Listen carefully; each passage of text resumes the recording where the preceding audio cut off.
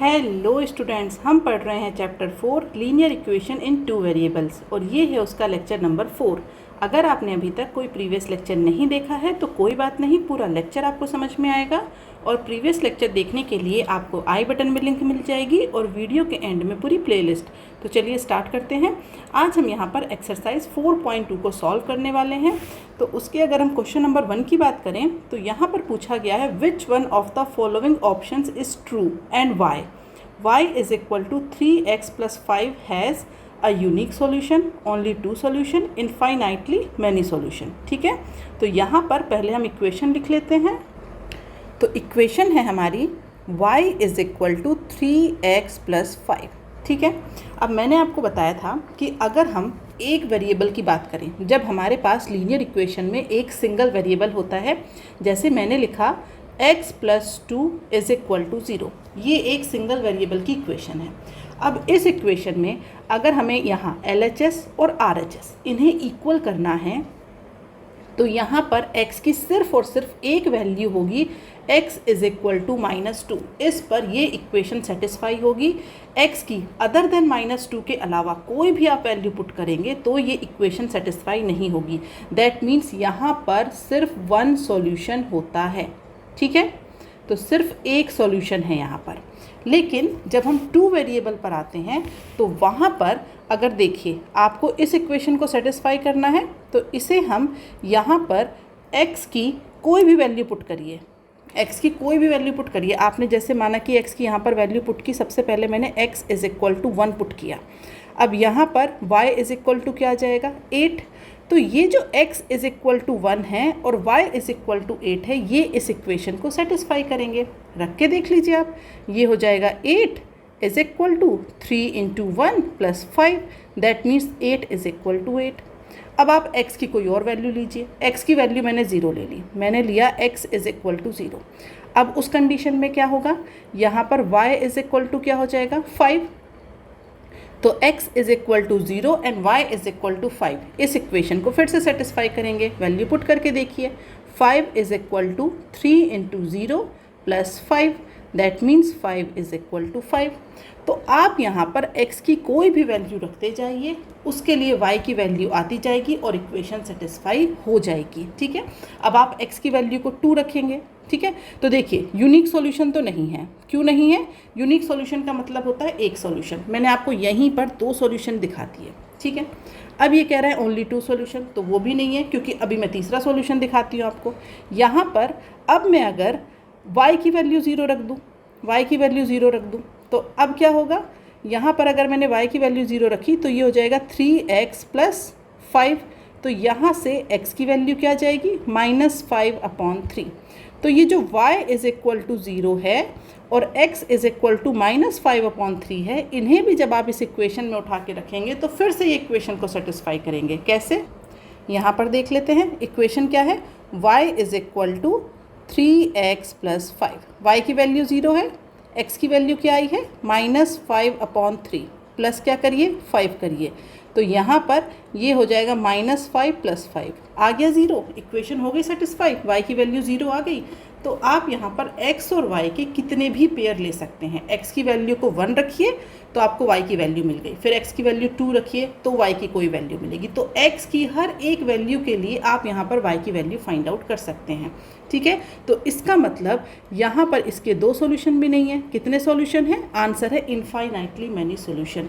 जब भी आपके पास 2 वेरिएबल की एक सिंगल इक्वेशन दी है, बस ये चीज़ याद रखिएगा, 2 वेरिएबल की एक सिंगल इक्वेशन, तो उनके इनफाइनाइटली मैनी सॉल्यूशन होते हैं।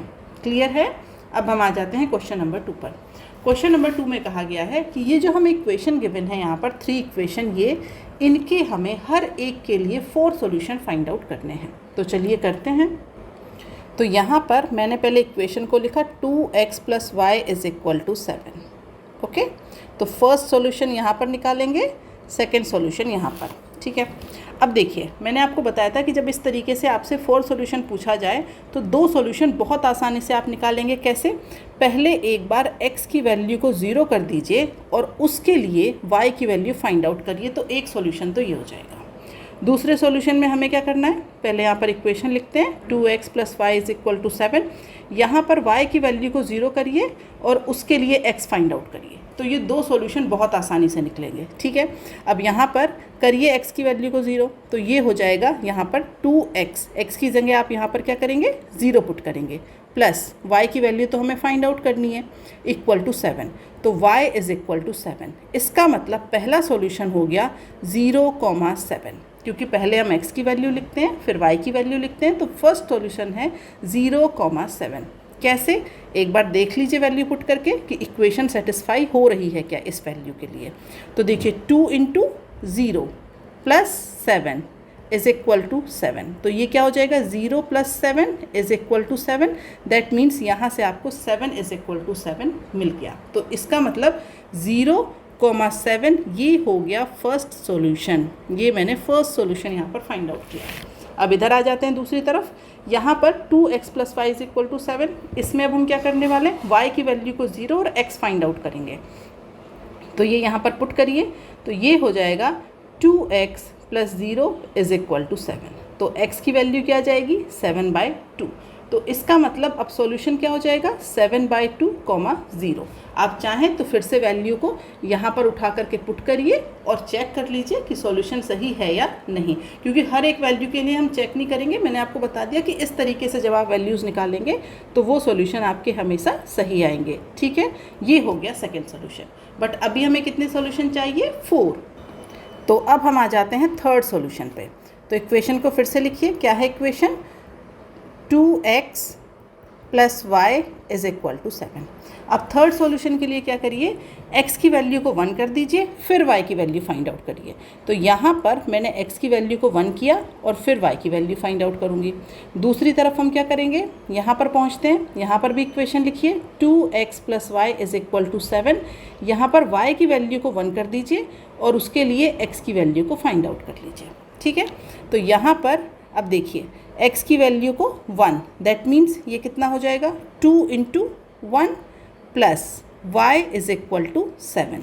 तो ये हो जाएगा 2 + y = 7। दैट मीन्स y की वैल्यू कितनी आ जाएगी 5। तो इसका मतलब आप क्या लिख सकते हैं, यहाँ पर आप लिख सकते हैं सॉल्यूशन को 1,5, ठीक है। तो ये जो 1,5 है ये हो गया हमारा थर्ड सॉल्यूशन। क्लियर है। अब हम आ जाते हैं यहाँ पर फोर्थ सॉल्यूशन के पास। तो इसके लिए हम क्या करेंगे, फोर्थ सॉल्यूशन के लिए यहाँ पर 2x को एज इट इज़, y की वैल्यू को कर दीजिए 1 = 7। तो 2x = क्या हो जाएगा 6, x = क्या हो जाएगा 3। तो अब सॉल्यूशन क्या हो गया 3,1। तो ये हो गया हमारा फोर्थ सॉल्यूशन। क्लियर है। तो यहाँ पर हमने सॉल्यूशन फाइंड आउट करने के लिए क्या किया, एक बार x की वैल्यू को 0, अगली बार y की वैल्यू को 0, दो सॉल्यूशन मिल जाएंगे। फिर x की वैल्यू को 1 करिए और अगली बार y की वैल्यू को 1 करिए। इसी तरीके से चलते रहिए, सॉल्यूशन फाइंड आउट करते रहिए, ठीक है। अब हम आ जाते हैं इसके सेकंड पार्ट पर। यहाँ पर भी हमें क्या करना है, 4 सॉल्यूशन फाइंड आउट करने हैं। तो इक्वेशन लिखिए पहले πx + y = 9, ठीक है। तो फर्स्ट सॉल्यूशन के लिए हम क्या करेंगे, फर्स्ट सॉल्यूशन यहाँ पर x की वैल्यू को 0 और y की वैल्यू फाइंड आउट करिए।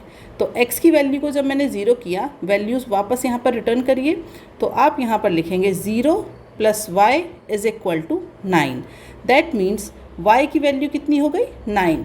तो जो आपका सॉल्यूशन है वो क्या हो जाएगा 0,9। ये हो गया हमारा फर्स्ट सॉल्यूशन। क्लियर है। अब हम आ जाते हैं सेकेंड सॉल्यूशन पर।